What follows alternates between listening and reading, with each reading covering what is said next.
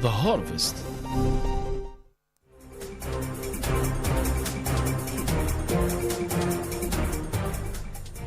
Good afternoon to you, dear Africa. This is Imene Nouad with the latest news from across the continent and the world. Algerian President Abdelmadjid Tebboune receives the highest honor of the Mediterranean sports movement, awarded by International Committee of the Mediterranean Games, recognizing his support for youth and sports and his contribution to the success of the 2022 Oran Games. Algerian Minister of State, Minister of Foreign Affairs, National Community Abroad and African Affairs, Ahmed Attaf, outlined the latest development, key regional and international issues during a press conference. Here is a summary of the main points with Amira Dikhili. The head of Algeria's diplomacy, Ahmed Attaf, addressed key regional and international issues, starting with the Middle East and the latest UN resolution on the peace plan for Gaza. He explained Algeria's support for the resolution while stressing that it falls short of addressing the full scale of the Israeli-Palestinian conflict.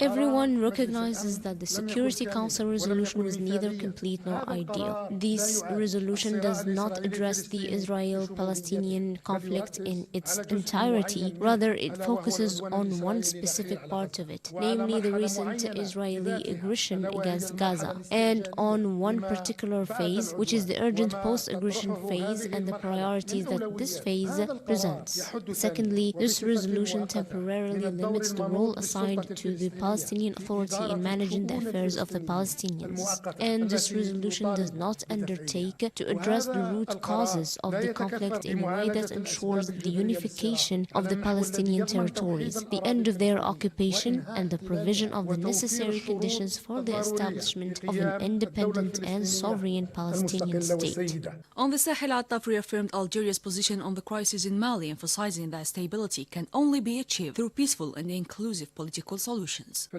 Algeria has been and still remains one of the strongest defenders, advocates, and supporters of preserving the unity of Mali and of safeguarding the territorial integrity of the country. The growing threat of terrorism today in Mali and the resulting challenges and unpredictable risks of the entire region unfortunately confirmed what Algeria had foreseen and warned against nearly 2 years ago, when the Malian authorities unilaterally withdrew from the peace and reconciliation agreement stemming from Algerian path. We can only hope that the leaders of this country will awaken. Resolving the crisis in Mali cannot be achieved except through inclusive, peaceful, and political means, through responsible dialogue and comprehensive reconciliation. Regarding Western Sahara, the minister reiterated Algeria's readiness to back any mediation between Morocco and the Polisario Front, as long as it strictly follows the UN framework and respects the principles of a just, lasting, and definitive solution. From the standpoint of the responsibilities placed upon it as a neighboring country to both parties of the conflict, Algeria will not refrain from providing its support to any mediation initiative between the two parties, on the condition that this initiative falls within the UN framework and that both its form and substance adhere to the principles of a just, lasting, and final solution to the question of Western Sahara, as stipulated in all relevant UN Security Council resolutions, including the most recent one. Through its steadfast diplomacy, Algeria continues to defend just causes and support political solutions, further strengthening its role as a key sector for a safer Africa and world.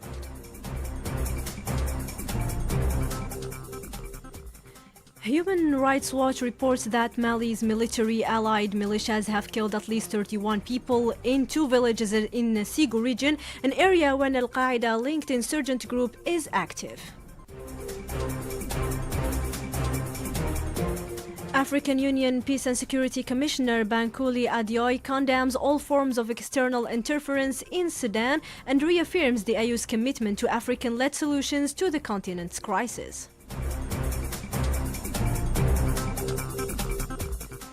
South Sudanese President Salva Kiir announces sweeping government changes, reinstating former President James Wani Iga about 9 months after his removal, while dismissing several ministers without offering explanation. Nigerian President Bola Tinubu confirms the death of an army brigadier general killed in a terrorist attack in the country's northeast. In a separate incident, UNICEF condemns the abduction of 25 female students from government school in Kebbi State and calls for their immediate release, urging full protection for educational institutions. Widad Alawa shares more details.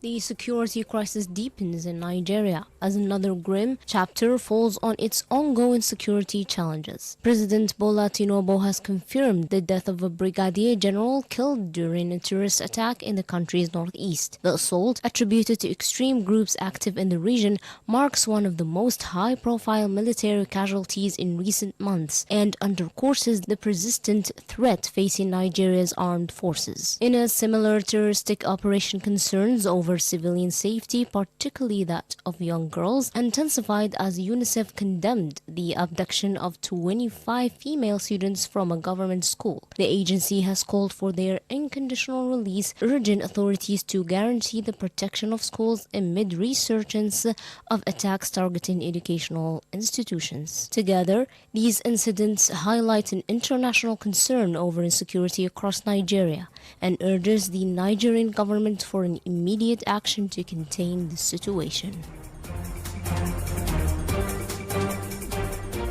Voters in Guinea-Bissau head to the polls on Sunday to choose a new president from 12 candidates, including incumbent Umaro Sissoco Embaló. In other news, Air Algérie announces that it will resume flights to Johannesburg on January 16, 2026, the upcoming year. The airline will run 3 flights a week with bookings already open. Algerians in Johannesburg share their joy with our envoy Samar Hamadi. Let's hear it.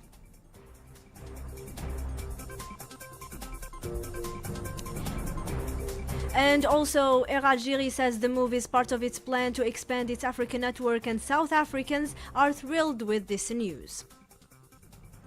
The Air Algérie, they will come back. They will start next year of the 16th of January. Special for us as the family. We go from here to Algeria. We have in transit. It's something for us. We happy to hear that. Yes. It's good. It's something good. Let's hope this time. Yes, I have a family in Algeria. I have my family that are here. I've got 4 kids. So as we fly from here, it's not easy with the kids as with the transit. And it depends how many hours are we staying in airport.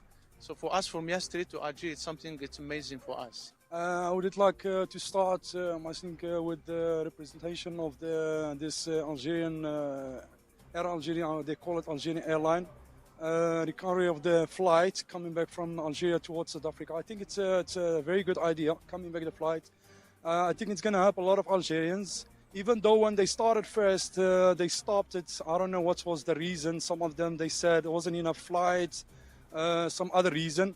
But I think it's a very good idea to come back to the flight, which is going to support a lot of Algerians in the matter of the financial thing. I think the ticket will be much cheaper. And the most important thing, the flight would be much less difficult than the other flight. Because normally you fly towards Qatar or France or Egypt or whatever, the transits, it's plus 8 hours, you know, for like a kind of my situation. I've got a family, I've got 4 kids. This was the Algerians expressing their joy with the flights back to Johannesburg. Now we hear the South Africans as they are also thrilled with this news. On Samar Hamadi's mic, let's hear it. I'm so happy that we now have flights to Algeria, from South Africa to Algeria, and then we're going to have flights again from Algeria back to South Africa. I'm so excited. I love Algeria. It's the country that I wish to visit one day, and then I'm so happy and excited. Woo! I'm happy about the plane that is coming here. Maybe one day even us will visit Algeria. Thank you. The G20 meeting on African soil for the first time ever, with South Africa playing host to this landmark summit. Algeria, invited as a guest of honor, joins several other African nations in an event expected to elevate the continent's voice on the global stage. We now turn to our special envoy, Samar Hamadi, reporting directly from Johannesburg for more details. Let's hear it. For the first time, the G20 will be held on African soil in South Africa on November 22nd and 23rd. This historic summit brings together the world's major economic powers and offers the African continent a unique opportunity to highlight its role and priorities on the international stage. The United States has announced that it will not participate in this edition, leaving the G20 presidency symbolically represented by an empty seat, as stated by South African President Cyril Ramaphosa, who also emphasized the need to reform and strengthen trade relations with Washington. Algeria, invited as the guest of honor alongside other African nations, will take an active part in the summit, seen by many across the continent as a strategic opportunity to enhance Africa's influence and defend its interests in global economic and political discussions. An analysis shared by Colin McAville, a South African finance expert and G20 participant. They play a critical role. They're one of the biggest countries in Africa. They play a critical role in terms of human capital, in terms of technology. I know that there's a lot of gas there in that part of the world, and they're close proximity to the other part of the world, including Europe, also makes them a serious role player who can contribute better and make sure that their proximity to the world players, they bring it to the fore, and then we formulate strategies in terms of how do we solve our problems in our country and for the benefit of Africa. This invitation represents a recognition of Algeria's growing role on the regional and international stage. This is Samar Hamadi from Johannesburg for Africa FM. The International Short Film Festival concludes in Imene Nouad with a strong public turnout. The closing ceremony features traditional Saharan music by the Takobawin group and welcomes Senegal's ambassador alongside prominent national and international filmmakers. That was all for today's Harvest. Thank you to paying attention to the fullest and staying faithful to this news bulletin. And thank you to the technical team behind the board for their support throughout this podcast. And keep enjoying our programs of the day with Africa FM, the voice of Africa.